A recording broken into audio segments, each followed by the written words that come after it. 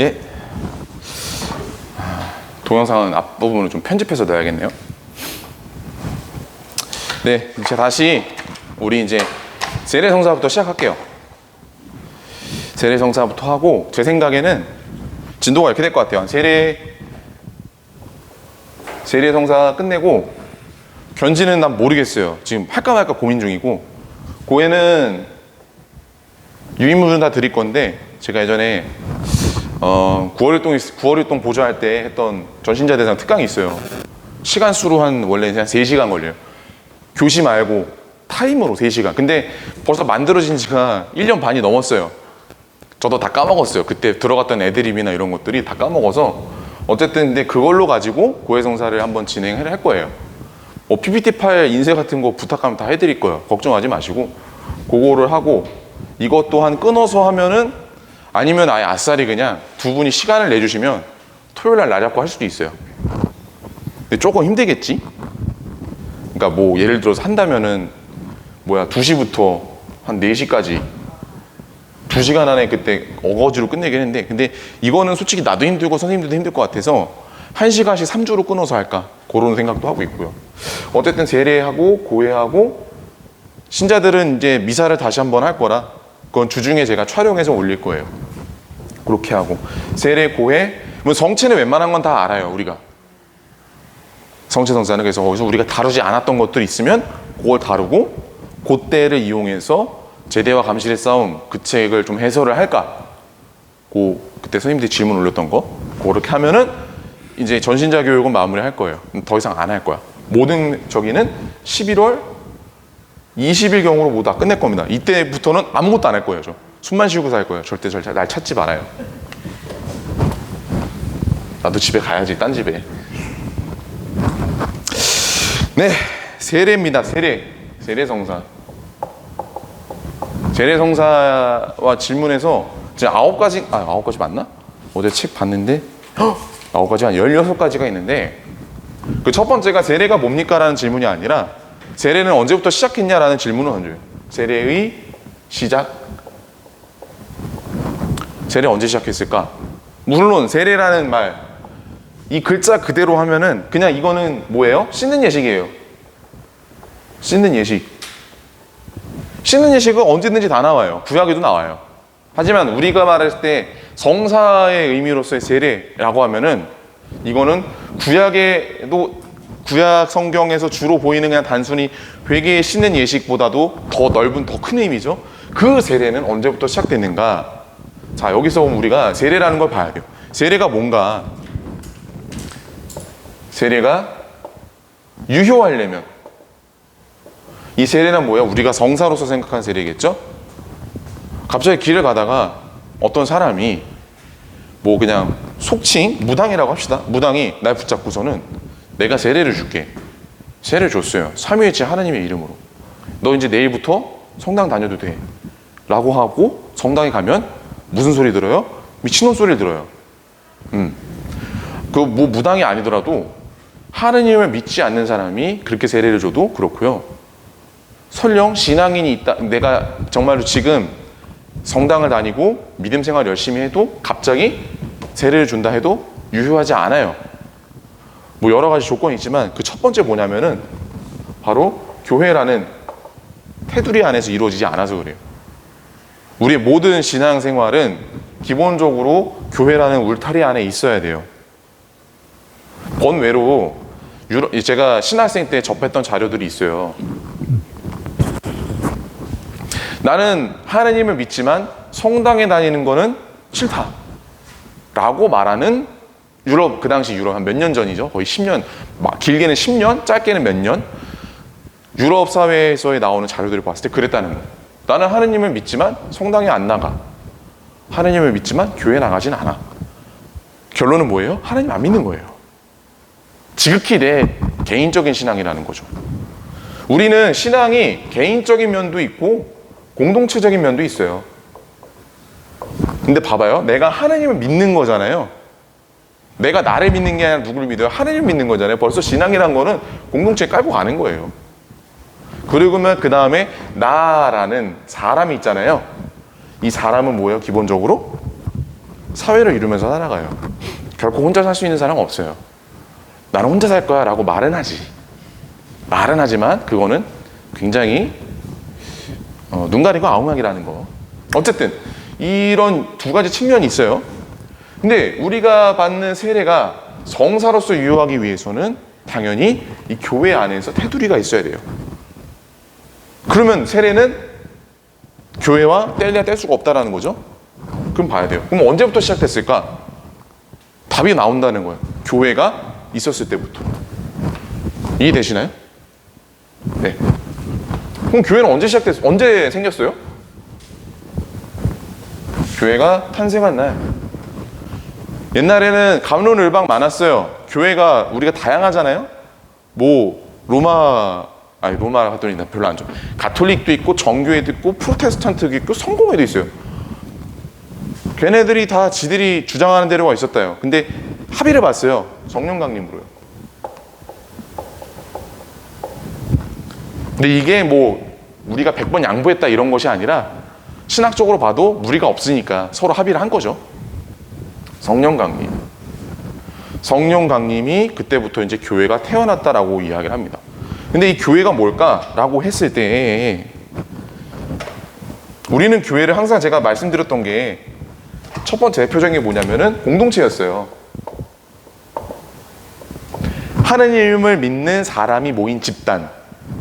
그거를 교회라고 말했지만 교회는 정말 다양한 측면이 있습니다. 이런 공동체적인 속성도 있고요. 봐봐요. 하느님을 믿는 사람들이죠. 하느님을 믿기 때문에 거룩함과 사람들이 모였기 때문에 불완전한 사람들이 모였기 때문에 뭐가 있어요? 속됨. 성과 속이 공존하는 데요. 와, 어떻게 거룩하면서도 속될 수 있고 속될 수 있으면서 거룩하지? 이 말도 안 되는 불가사의한 역설적인 걸 우리는 신앙적으로 뭐라고 표현하냐면은 신비롭다라고.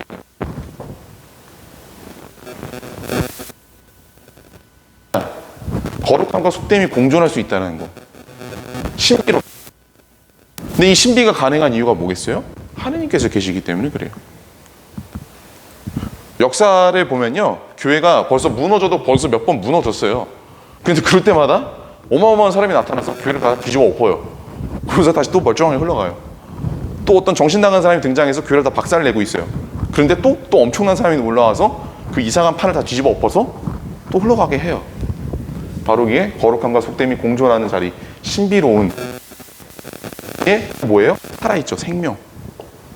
생명체, 신비체라고 그래요. 그래서 교회는 신비체다. 아까도 내가 이 얘기를 했는데 왜 했는지 기억이 안 나네 지금. 어쨌든 그래요. 성령과 그리고 우리 신앙이라는 것이 신앙 고백할 때 내가 항상 강조하는 게 뭐예요? 사도로부터 이어오는 교회. 그게 뭐 한마디로 우리가 믿는 모든 교리는 예수님께서 보여주신 모든 내용 안에 다 담겨 있는 거예요. 말씀, 행적, 그거를 종합한 복음서. 거기에 적혀 있지 않지만 그 계속해서 이어져 내려오는 것, 전승. 성경과 성전이죠. 성전은 이 템플 말고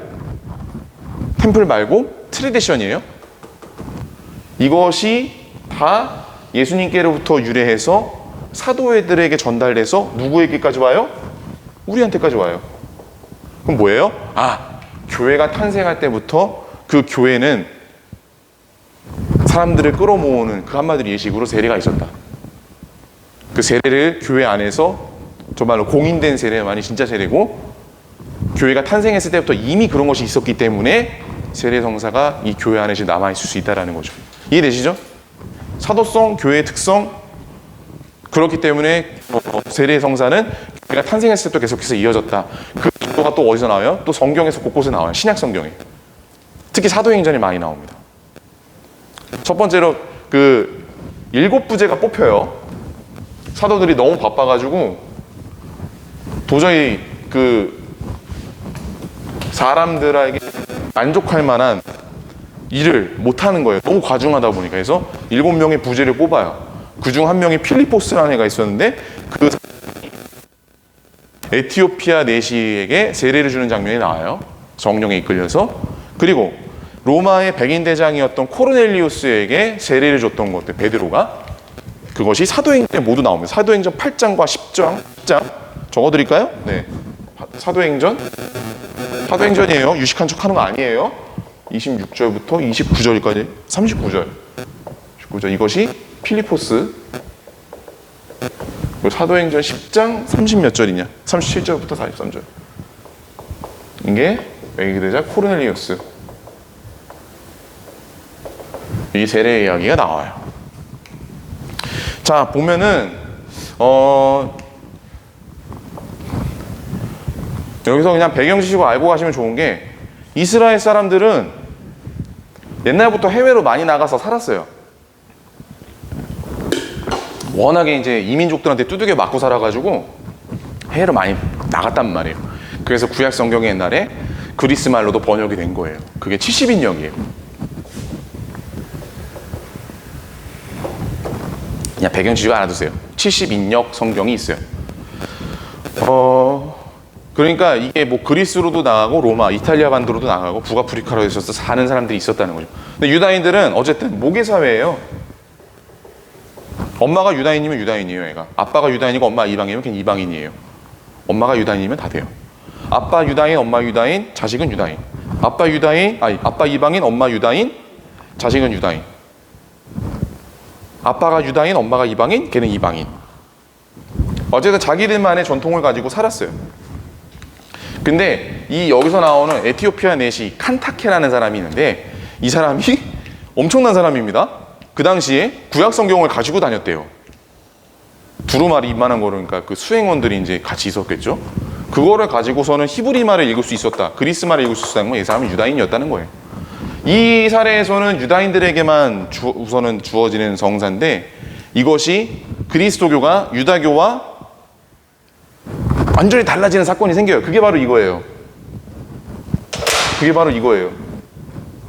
코르넬리우스는 누구예요? 로마 사람. 로마 사람에게 어떻게 이방인이 세례를 받아? 근데 베드로에게 예수님께서 환시를 보여주시죠? 하나님께서 만드신 것들을 부정하다고 얘기하지 마라. 어떻게 돼지고기를 먹어요? 야, 내가 만든 거야. 먹어도 돼. 그런 환시를 보여주면서 코르넬리우스에게 세례가 받고 나선가? 아무튼 성령이 내린 거를 체험합니다. 그래서 이제 그리스도교가 이방인들에게도 퍼져나가기 시작하고, 거기서 이제 또 바오로 사도의 이방인 선교가 더 탄력을 받게 되는 것이죠. 이해되시나요? 스토리예요. 바오로 사도와 베드로 사도가 막 싸웁니다. 이전까지요. 바오로 사도는 확신했던 거죠. 예수님은 이방인들도 구원하실 거다. 근데 베드로에게는 아직 좀 주저했던 면이 있어요. 유다인의 한계죠. 바오로는 대단한 사람이에요. 로마 시민권자였잖아. 그러니까 로마 백성이었다. 유다인이었지만 로마 백성이었어요. 유다인으로 컸지만 로마 시민권을 갖고 있었던 사람이니까 세계관이 넓을 수밖에 없죠. 베드로는 어부였어요. 돈이 많건 적건 떠나서 어부였다고. 그냥 카파르나움 호수 근처에 살던 사람이야. 그러니까 세계관이 바오로보다 좁을 수밖에 없죠. 근데 어쨌든 이러한 체험을 통해서 베드로에도, 그러니까 그 12사도 중에 가장 중심축이었던 베드로에게 그런 체험이 있으면서 이제 선교가 이루어졌다. 그렇게 알아두시면 돼요. 네. 이렇게 해서 1항은 넘어갈게요. 뭐 45페이지에 형식에 대해서 나오는데요. 모든 형식은 그래요. 처음에 생겨난 건 모두 다 언제부터다? 예수님께서 보여준 계시 안에 다 담겨 있어요. 다 담겨 있는데 그 중에서 더 발달한 것이 있고, 그거보다 덜 발달한 게 있고, 조금은 퇴보한 것이 있다. 하지만 체계화된다는 건 뭐예요? 이런 것들이 중요하기 때문에 점점 자리가 잡혀갔다. 이렇게 알아두시면 돼요. 네. 그 다음에 2항 넘어갑니다. 오순절에 대한 설명을 읽어보시고요. 자, 세례. 자, 이거 그쵸? 2항입니다. 방청객 2번. 나 봐봐. 저 봐봐요. 구원받으려면 세례 반드시 받아야 돼요? 왜요? 묻지 마. 정들어. 나 이제 마음 준비해야 돼. 에? 구원을 받으려면 세례를 받아야 하는가? 왜요?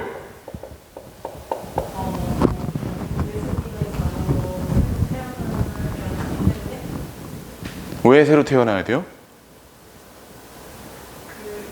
예수님이 돌아가신 거를 저희도 똑같이 그 길을 가야 돼서. 왜요? 왜냐면은 들은 건 많은데 내가 어떻게 방점을 찍고 이 논리를 진행해 나가느냐야. 사실은 모든 건 다 그런 것 같아요. 내가 이렇게 똑똑한 사람은 아니야. 이거 TV 토론에 보면은 요즘 대선 주자들 핫하잖아요. 와, 뭐 말하는 거 보면 말 진짜 잘해. 누가 옳은지 그런 걸 떠나서 정말 기가 막히게 피해가고 방어하고 역공하고 보면 나보다 훨씬 말을 잘해요. 아무튼. 근데 지금 선생님께서 지금 어부적 거리는 거는 방점 첫째가 첫 번째 들은 건 많았는데 정리가 안 됐다는 건 뭐예요? 어디다 방점을 찍어야 될지 내가 못 찾는 거야. 자, 그럼 방청 계획 1번. 우리는 왜 세례를 받아야 돼요?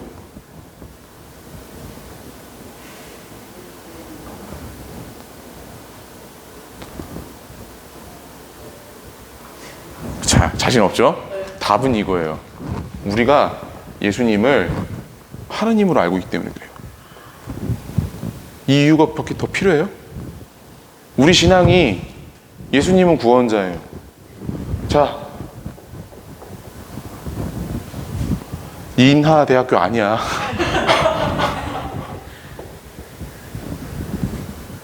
이런 거 보셨죠? 이게 무슨 뜻이냐면요, 예수님은 사람의 구원자예요. 라틴 말이에요. 한번 써드릴까? 싫어. 틀리면 쪽팔려서 안 돼. 예수님은 I라 J, 그러니까 영어 알파벳처럼 I라 J로 보이는데 이 라틴어 다 예수예요. H는 뭐예요? 사람. 호모. 사람들이라고 하면 뒤에 형태가 바뀌어요. 호미니부스가 아마 맞아요. S는 뭐예요? 구원.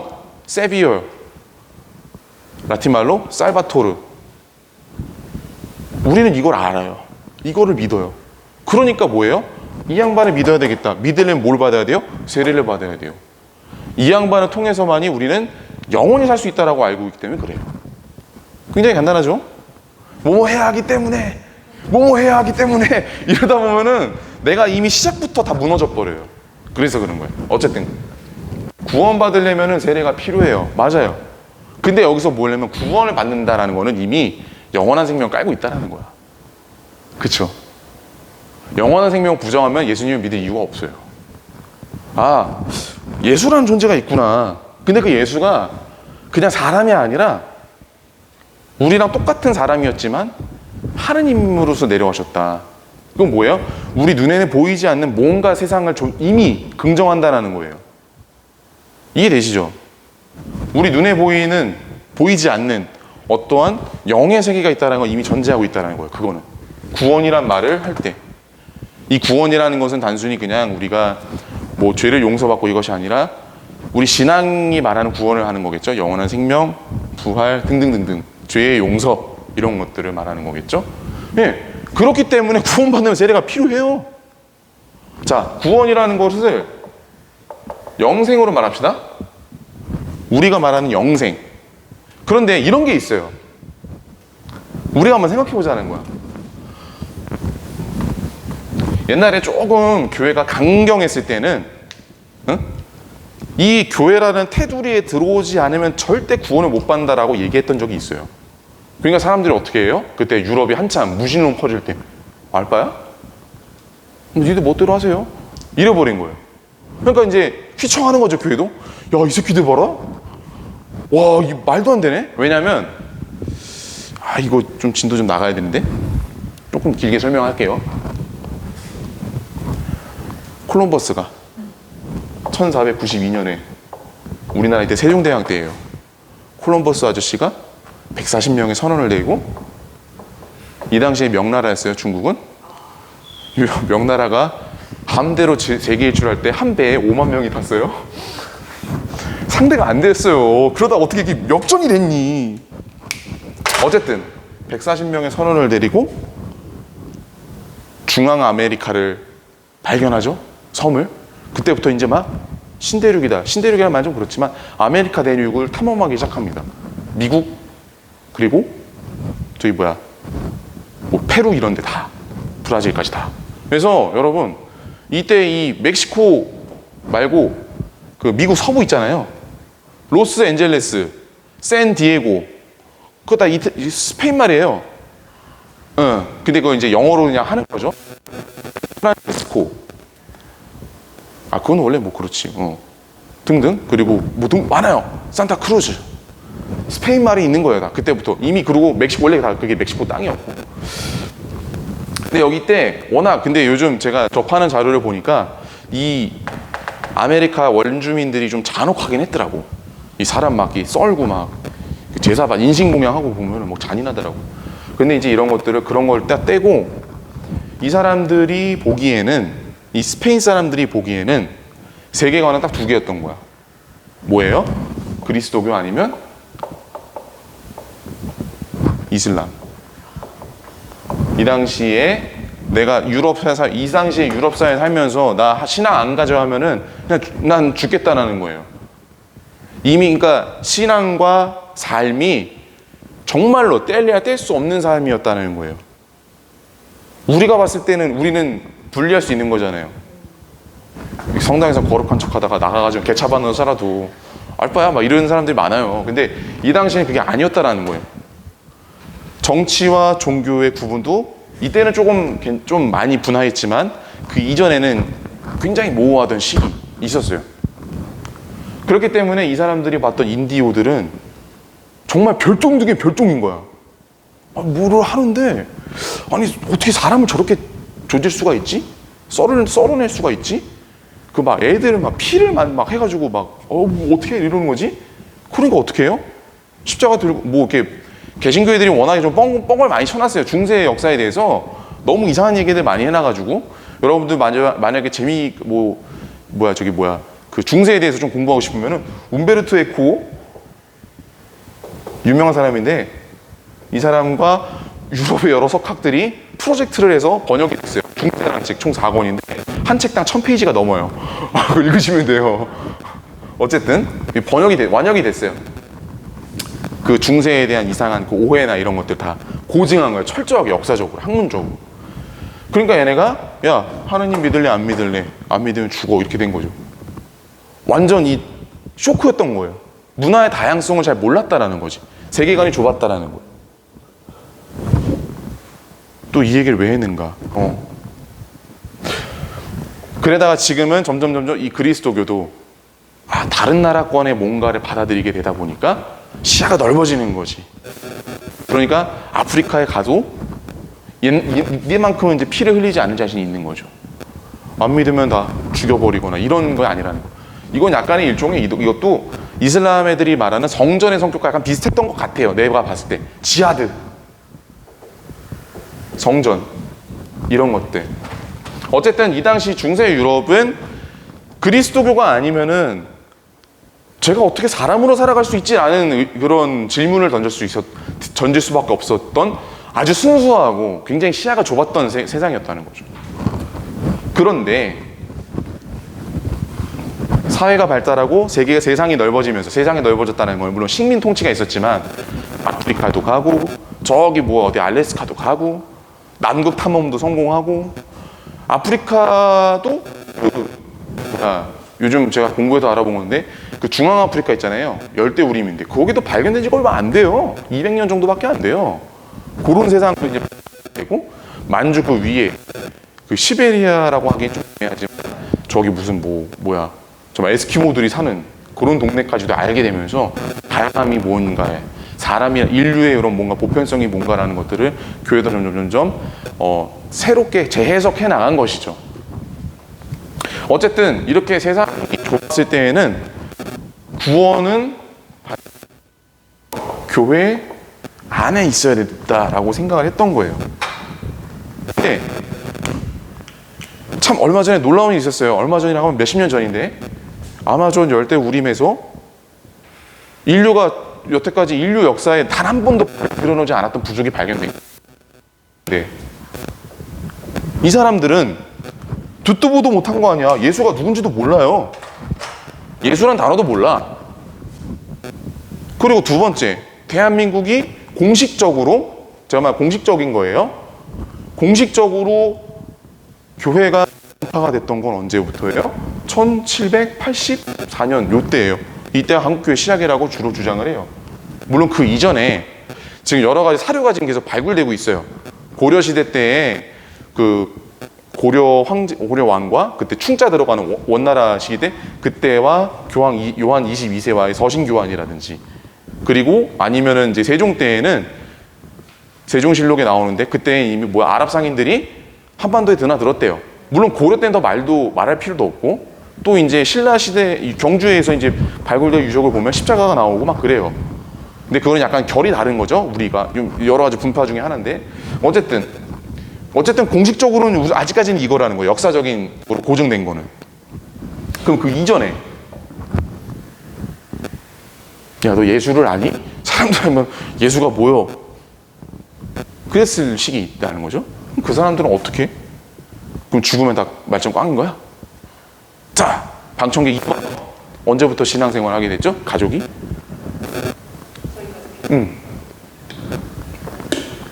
대대로 신앙 선조들이 있었던 순교자의 집 아닌가요? 거룩한 집 아닌데 그건 아니죠. 자, 오케이. 외할머니. 자, 그럼 외가 쪽에서 증조할머니, 그쵸? 친가 쪽에서는 할아버지 할머니 아니시라는 거죠.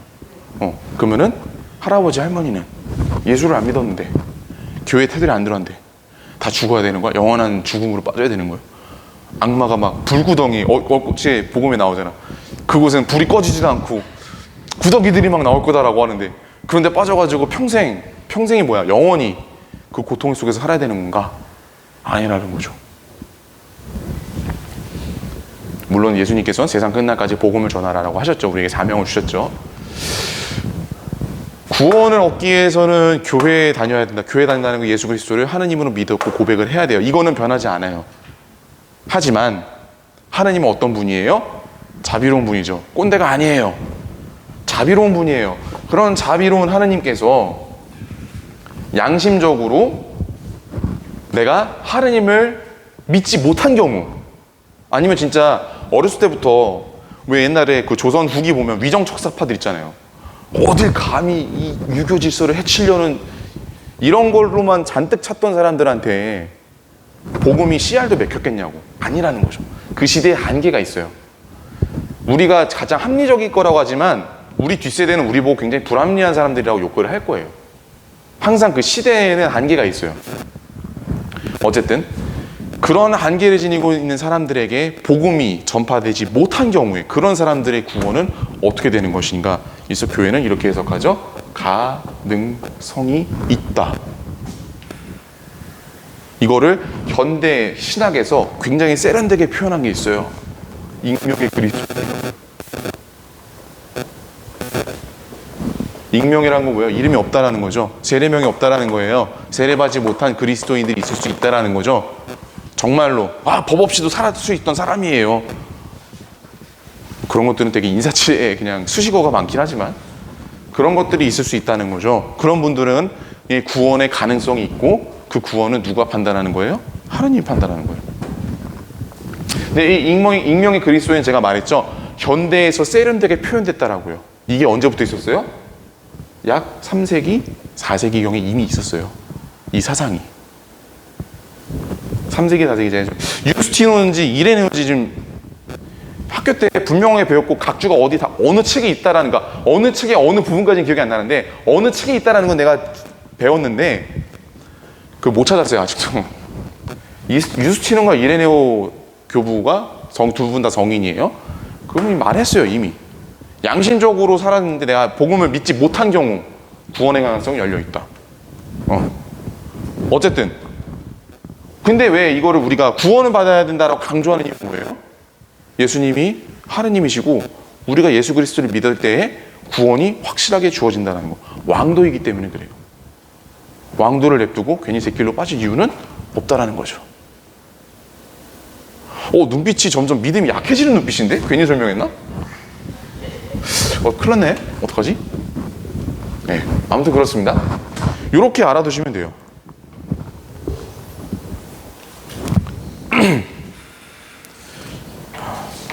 그리고 여기 책에 어쨌든 그 구원을 받으려면은 세례를 받아야 되는가, 그리고 이제 밑에 이런 것도 있어요. 그 경우가 굉장히 사람 인생사가 딱딱딱 떨어지지는 않잖아요. 하지만 이런 경우가 있다는 거죠. 세례 받지 못한 사람 경우, 못했는데, 뭐 어떤 정말 다양한 경우가 있겠지만 여기 책에서 제시된 경우는 이래요. 죽었어요. 혹은 목숨을 버렸어요. 순교했어요. 별로 저는 이렇게 구분하는 건 의미가 없어 보이는데, 내 개인적인 의견에 이런 경우는 화세?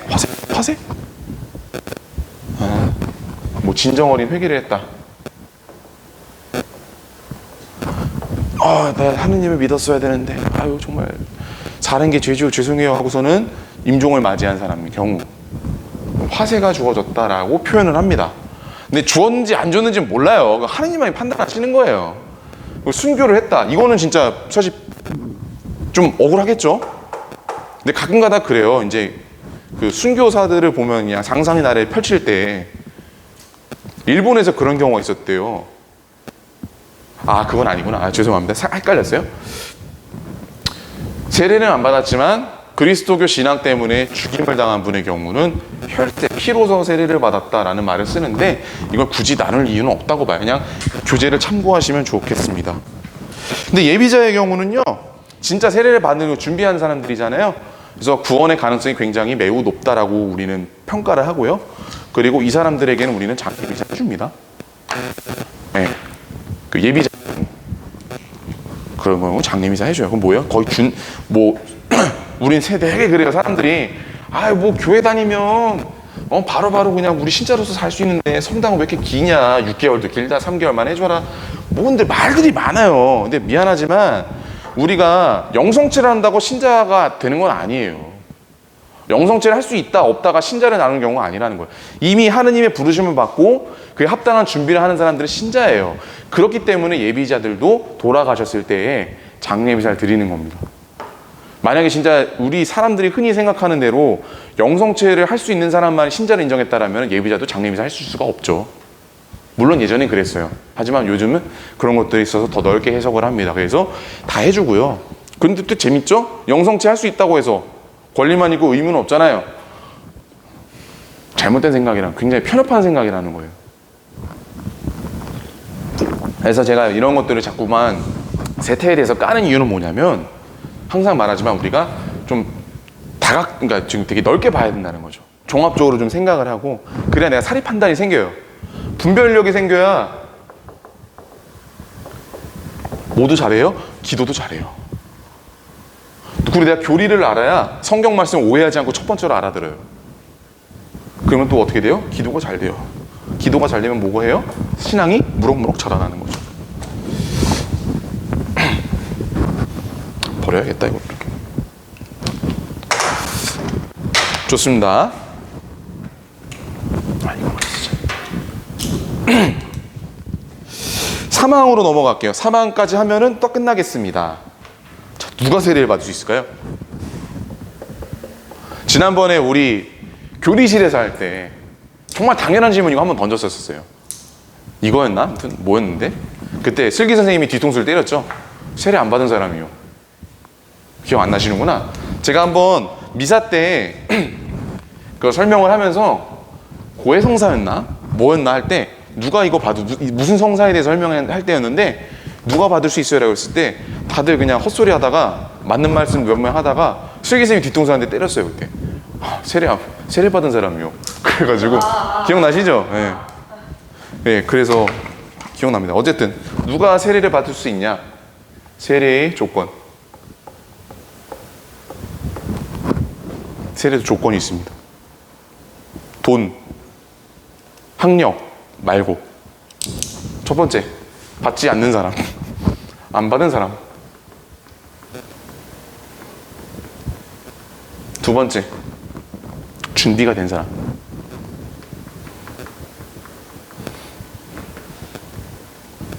이 준비라는 것들은 우리가 첫 번째로 생각할 수 있는 게 뭐냐면 성당에서 진행하는 예비자 교리를 충분히 이수한 사람을 말하는 거죠. 교리를 우리가 충분히 받음으로써 하나님을 정말 내가 고백할 수 있는 사람, 내 믿음을 고백할 수 있는 사람, 그런 사람들이 있고요. 이 준비에는 또 다른 측면이 있어요. 윤리적인 측면이 또 있어요. 뭐냐면 옛날이라고 하면 지금 제가 말한 옛날은 초대교회예요.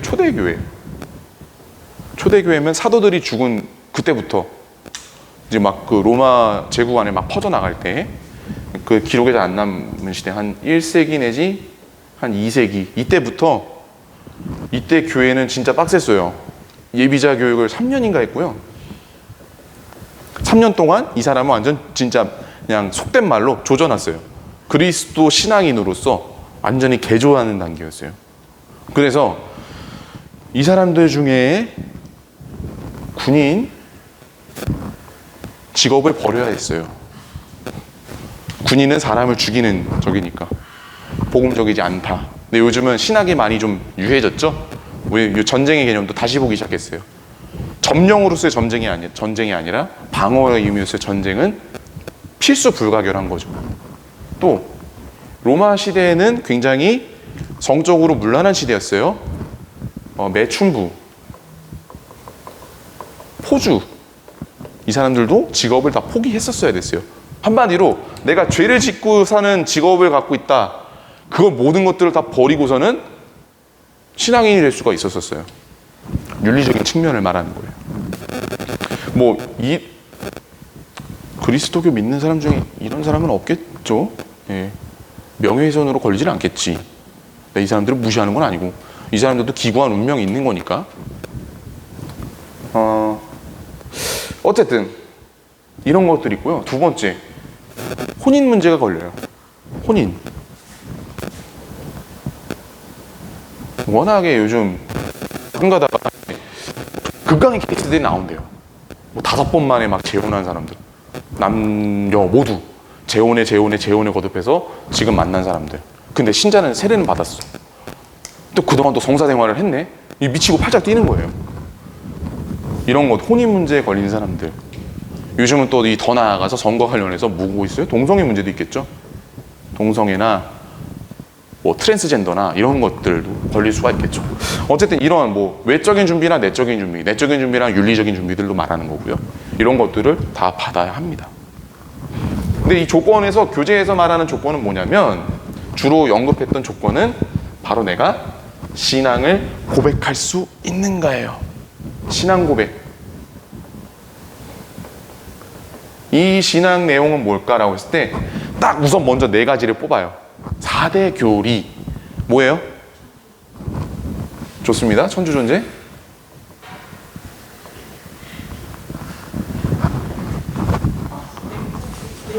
자, 뻗어나가면 돼요.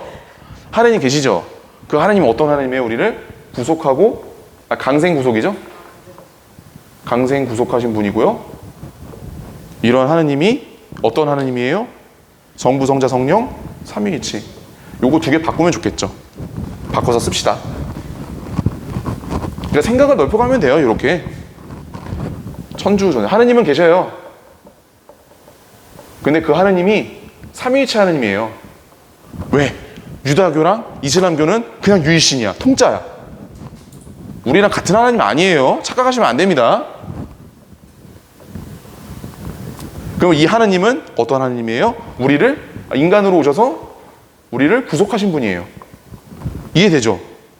또 마지막에 항상 모든 종교는 뭐를 해요? 상선 뭐라? 4대 교회 끝났네?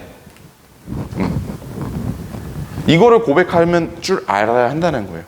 근데 이거를 왜 언급을 하냐? 이거는 여러분들이 나중에라도, 빠르면 지금도 가능하고요, 나중에라도 대세를 줄 수가 있어요. 대신 세례를 줄 수 있다는 거예요. 위급한 상황에. 그런 경우에 이게 나중에 연결돼서 나와요. 하느님 계시고 그 하느님 삼위일체 하느님이에요. 삼위일체 하느님 강조될 수밖에 없는 이유, 유다교랑 이슬람교로만 비교했을 때 유다교의 하느님이나 이슬람교의 하느님이랑 우리랑 신론이 달라요. 그거 알아두시고요. 그 하느님은 사람이 되어 오셨어요. 이 세상에. 그리고 우리 모두를 구속하셨어요. 그리고 그 하느님은 선한 것엔 상을 주고 악한 것엔 벌을 주신다. 그렇습니다.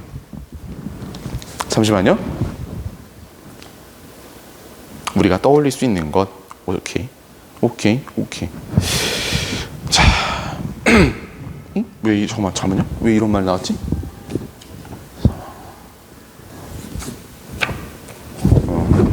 네. 어쨌든 이런 신앙 고백을 할 수 있도록 대세를 줄 때 간단하게나마 이걸 주고 대세를 주고 나중에 좀 보충을 해야 돼요. 그런 것들. 어쨌든 그렇습니다.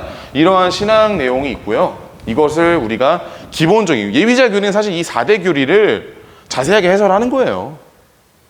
하느님 사랑과 이웃 사랑을 어떻게 실천할 건데 그걸 더 자세하게 해설해 주는 거나 이거나 마찬가지예요. 사실은. 이런 것들이 있고요. 네, 그냥 여기까지만 설명을 할게요. 요거만. 뭐 제가 더 갖고 왔는데 썼는데 지금 저도 지금 맥락이 기억이 안 나요. 어제 다 준비를 했는데. 마지막으로 사항은